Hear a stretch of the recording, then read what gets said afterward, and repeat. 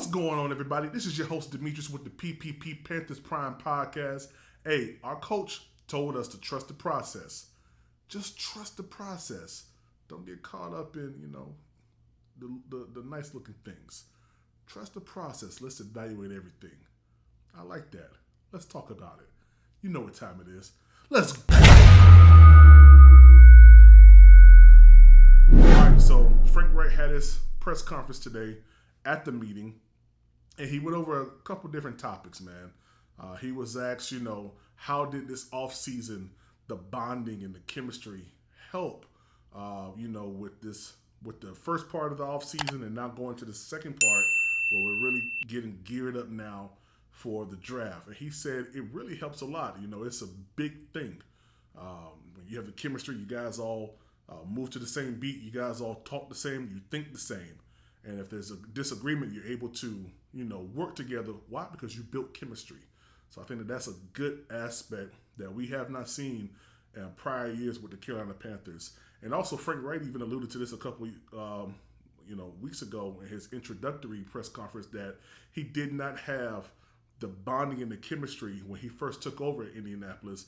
Wasn't able to, draft the quarterback that he wanted to draft, and just wasn't able to do certain things that he's now able to do here as the head coach of the Carolina Panthers. So, a lot of people will go kind of headstrong. I like Frank Reich. I think that he's very, very level-headed, and he's making pinpoint and accurate decisions along with Scott Fitter and, of course, the rest of the coaching staff. So kudos to them. All right, so concerning what Frank Reich has seen from all these pro days, he said that the scouting department really did a great job, and really when they got to the pro days with C.J. Stroud, Bryce Young, and Will Levis, that it was more so confirmation of good things that they were told, that's kind of what you want. You want to build on the things that you were told and put a visual to those things that was written down on paper. So he was also asked questions like, he made a statement saying, you see a guy make a good throw, you don't get caught up with that. You trust the process, you still do your evaluations, even though you see that this guy, and I know that this guy probably was C.J. Stroud, you still go through the evaluation process, which they did. We saw Carolina move from Ohio. They went down to Tuscaloosa. Then they went to University of Kentucky. And I'm pretty sure they're going to be in Florida for, AR's pro day. So, a lot of things are happening, man. And Carolina Panthers are really doing their due diligence to make sure that they cross off everything. Make sure that you exhaust every single aspect of this quarterback search before the draft so that your convictions can be as strong as possible and when you make that number one pick, in April. So kudos to them. He was also asked about the wide receiver core and the tight ends as well. And the one thing that was kind of interesting is he gave a lot of kudos, towards the receiving core. He went down the lines of talking about how Ian Thomas was more of your conventional, type tight end. You have Tommy Tremble, who's your speedster, and then Hayden Hurst, who can kind of do both of those things, which we've seen that when he was over there in Cincinnati. Hayden Hurst was a beast, man. And I think it's good to have, a good amount of tight ends that can come in and be versatile. It makes our offense, that more deadlier when you have three good tight ends, in a game, man. I mean, that's really good. Then he went on to talk about DJ Chark, how DJ Chark has been on his radar for the past couple of years.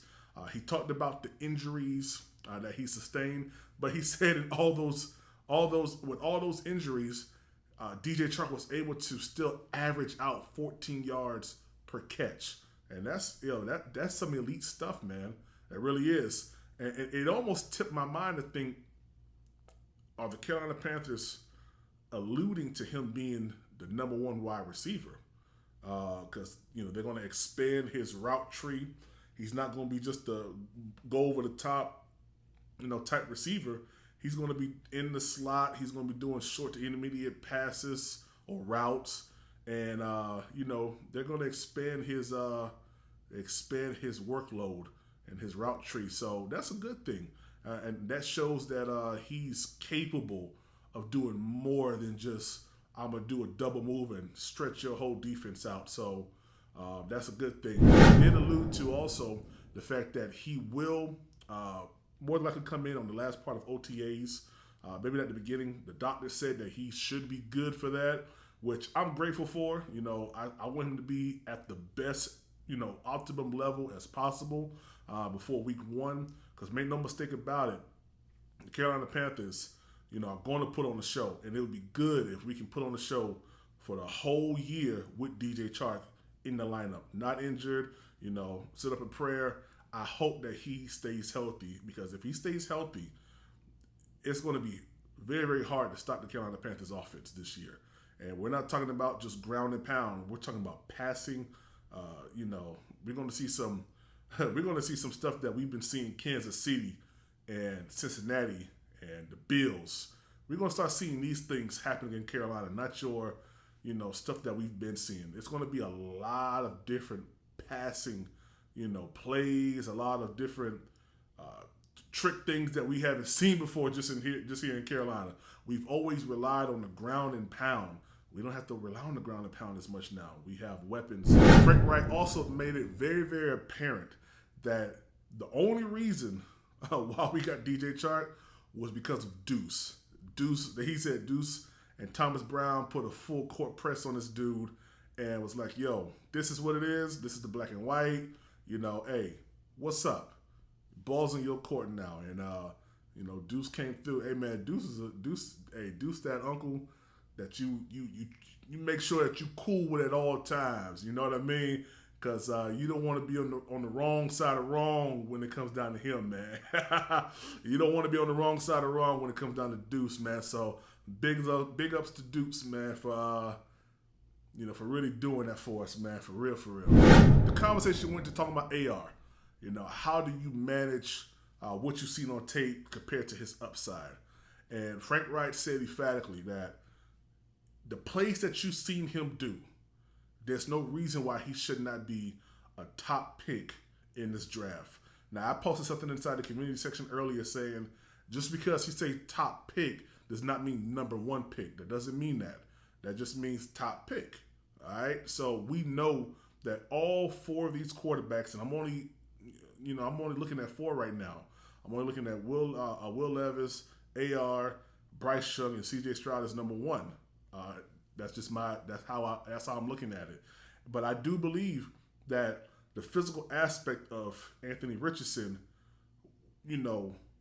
is turning heads, even though he don't have the tape as Bryce Young or as a CJ Stroud does or a Will Levis.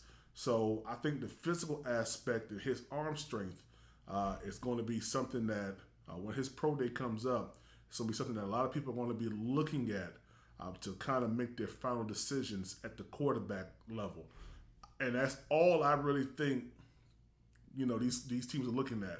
I know teams maybe outside of, 1 through maybe 6 are probably looking at just those 4, and everybody else may be looking at, the other quarterbacks. But that top pick, those top picks, I want to say maybe like 1 through 8 maybe, Anthony Richardson, Will Levis, CJ Stroud, and Bryce Young is in the conversation. So, yeah, man. So, hey, whoever gets Anthony Richardson, you got a dog. I'm not going to lie, man. He may not be a day 1 starter, but you guys got a dog, man. I'm going to be honest with you. Well, this is the question. Do you feel like the Carolina Panthers are moving in the right direction so far? Do you think that they're taking kind of a heads-on approach? Do you feel like, the approach so far has been kind of passive, or have they really been going out and, doing their thing, man? Or do you feel confident that the Carolina Panthers are in fact going to draft the right quarterback? Do you believe it's going to be CJ Stroud or Bryce Young or Will Levis or AR? Just throw it in the comment section. Let me know what you think about his press conference. I'm going to drop the press conference inside the description so you guys can watch it. And, always, man, like, comment, and subscribe. Show us some love. And you guys know what time it is. This is Demetrius with the PPP Panthers Prime Podcast. Let's go.